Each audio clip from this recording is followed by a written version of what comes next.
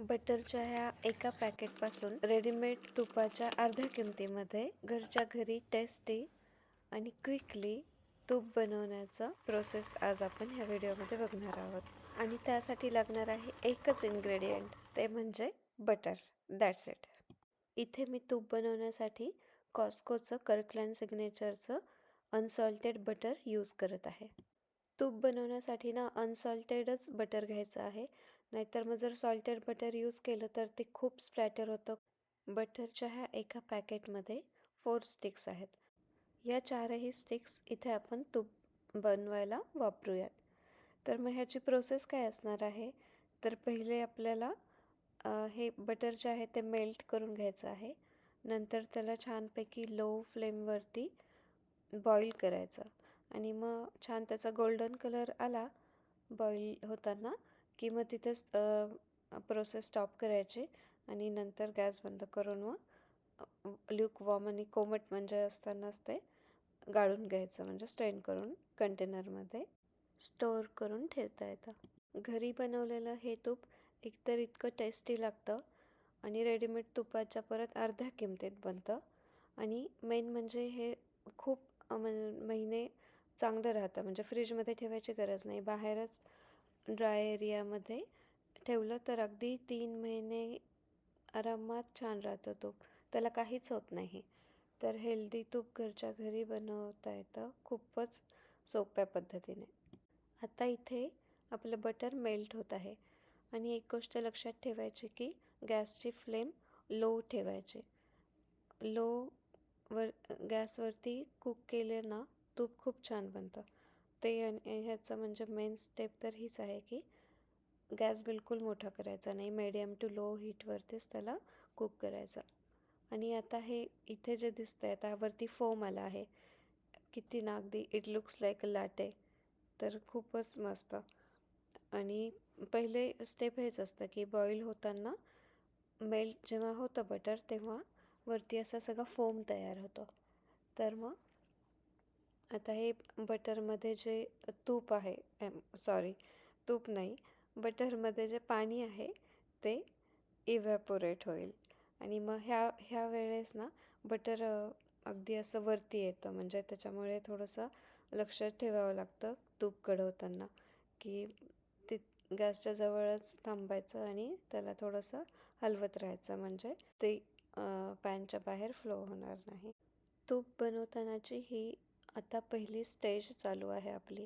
तर ह्याच्यामध्ये आपल्याला वरती ना असा हा थिक व्हाईट फोम दिसतो टॉपला. तर म्हणजे की आत्ताच आपलं बटर मेल्ट झालेलं आहे. आता नंतर पण ह्या वेळेस ना हलवत राहायचं बटरला, नाहीतर मग ते बाहेर येतं, पॅनच्या ओव्हरफ्लो होतं. आणि मग आता एक 2-3 मिनटं झाले ना की नंतर मग आता ह्याच्यामध्ये मोठे मोठे बबल्स व्हायला स्टार्ट झाले. तर त्याचा आवाज ऐकायचा का?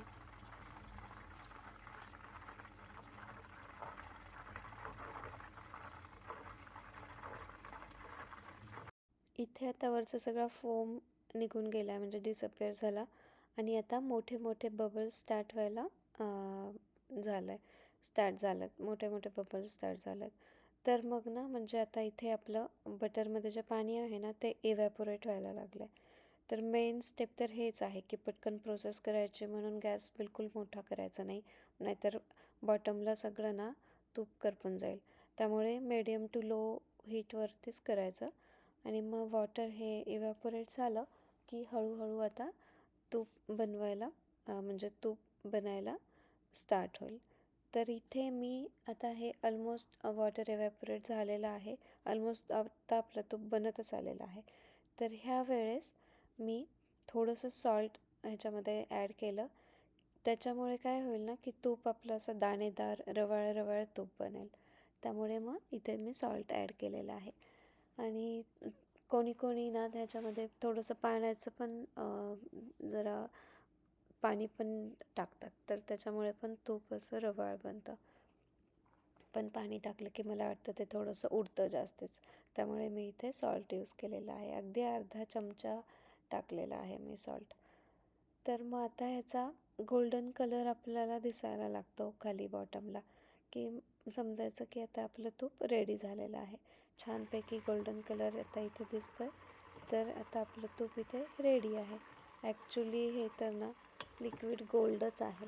इतके तुपाचे फायदे आहेत की अगदी रोजच्या आपल्या डाएटमध्ये तूप आपण खाल्लंच पाहिजे. 1 चमचा तरी तूप रोज खाल्लंच पाहिजे.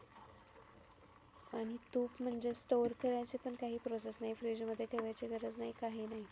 बाहेरच अगदी आरामात खूप दिवस छान राहतं आणि घरी बनवलेल्या तुपाची टेस्ट पण खूपच छान लागते. आणि आता इथे जेव्हा तूप बनतं आहे ना, तर त्याचा स्मेल पण वास जो आहे तो पण इतका छान ॲरोमा येतो ना, म्हणजे त्याच्यावरूनच आपल्याला कळतं की आता आपलं तूप बनलेलं आहे. तर झालं रेडी आपलं लिक्विड गोल्ड. इथे ना इव्हिनिंगला मी बाहेर गेले होते, तर त्यावेळेस स्काय कलर एवढं म्हणजे छान दिसत होतं ना, सनसेट इतका ब्युटिफुल दिसत होता. ॲक्च्युली US मध्ये हेच एक आहे की कधी पण सनसेट, सनराईज इतके सुंदर दिसतात ना, आणि कितीदा म्हणजे काय अगदी रोज जरी बघितलं तरी पण ना त्याला कॅप्चर करण्याचा, त्याचा व्हिडिओ बनवायचा, फोटो काढण्याचा मोह काही आवरत नाही. तर आजही असंच झालं. इतका सुंदर सनसेट दिसत होता की त्याला मी कॅप्चर केलं आणि मग इथे मी तुमच्यासोबत शेअर करत आहे. खूपच सुंदर, म्हणजे बाहेर पडलं ना की इतका सुंदर सनसेट आणि सनराईज दिसतात. अगदी ब्युटिफुल, म्हणजे मनमोहक. Just looking like a wow. आहे की नाही सुंदर खरंच सनसेट? तुम्हीच सांगा मला कमेंटमध्ये. तुम्हाला काय वाटतं? आणि महत्त्वाचं म्हणजे तुम्ही जर आता चॅनलला सबस्क्राईब केलं ना, तर मला यूट्यूबवरती लाईव्ह येता येईल आणि तुम्हाला सगळ्यांना वीकेंडला आमच्या इथे खूप मोठ्या प्रमाणात स्नोफॉल होणार आहे. तर मला तो तुमच्यासोबत लाईव्ह शेअर करता येईल. पण त्यासाठी एकच आहे महत्त्वाची गोष्ट, ते म्हणजे की या चॅनलला मिनिमम 50 तरी सबस्क्रायबर झाले पाहिजेत. तरच मला लाईव्ह जाता येईल आणि तुमच्यासोबत लाईव्ह स्नोफॉल शेअर करता येईल. So please subscribe.